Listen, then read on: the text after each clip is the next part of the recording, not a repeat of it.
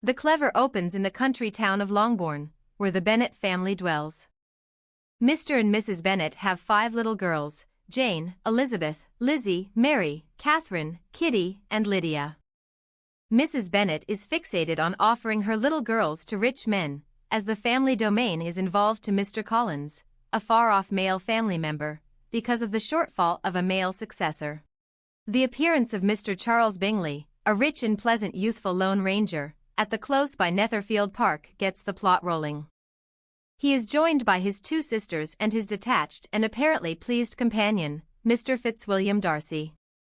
At a nearby ball, Mr. Bingley quickly begins to appreciate Jane Bennet, while Mr. Darcy scorns Elizabeth, excusing her as decent, yet not attractive enough to entice me. This slight ignites Elizabeth's underlying aversion for Darcy. As the Bennet family associates with the Bingleys and Mr. Darcy, Jane and Bingley's shared fondness develops. However, Darcy's clear contempt for the Bennet family's lower social standing and Mrs. Bennet's indecent conduct cause grating.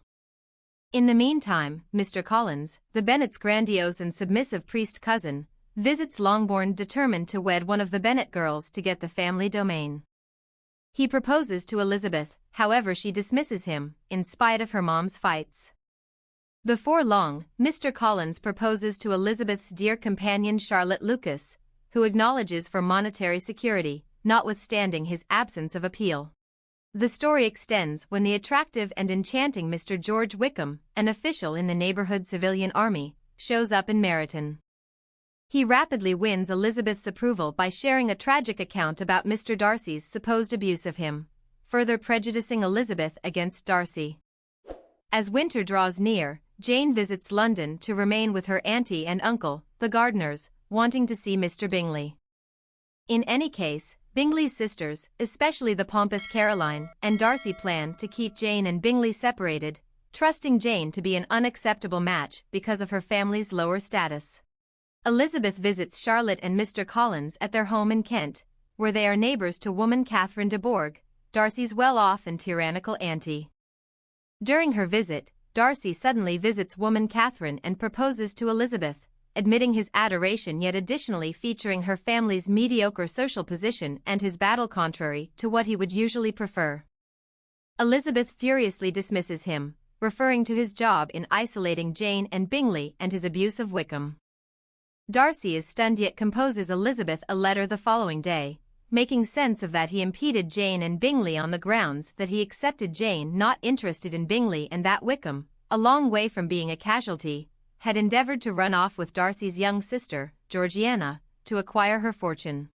The letter powers Elizabeth to re-evaluate her biases against Darcy. Getting back to Longbourn, Elizabeth discovers that the volunteer army, including Wickham, is leaving for Brighton. Lydia is welcomed to go along with them by Mrs. Forster, the spouse of the regiment's colonel, and against Elizabeth's recommendation, Mr. Bennet permits her to go. Elizabeth sets out traveling with the Gardiners, which incorporates a visit to Darcy's domain, Pemberley. There, she is shocked by Darcy's thoughtful and neighborly way of behaving and hears from the maid of his certifiable consideration and liberality. Their sprouting compatibility is intruded on by a letter from Jane, illuminating Elizabeth that Lydia has run off with Wickham, undermining the family's standing. Darcy covertly mediates, finding Lydia and Wickham in London and paying off Wickham to wed her, subsequently turning away outrage. This demonstration of benevolence charms him further to Elizabeth. At the point when Bingley gets back to Netherfield and proposes to Jane, she acknowledges, prompting the sisters' joint joy. The peak happens when woman Catherine visits Longbourn to prevent Elizabeth from wedding Darcy, as she expects him for her own girl.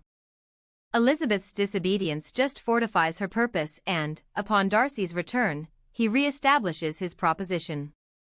This time, Elizabeth acknowledges having come to appreciate and cherish him. The novel closes with the twofold wedding of Jane and Bingley, and Elizabeth and Darcy, who settle at Pemberley. Their relationships represent the defeating of pride and bias, with Elizabeth and Darcy figuring out how to see past their underlying misguided judgments and cultural assumptions to comprehend and regard each other's actual person.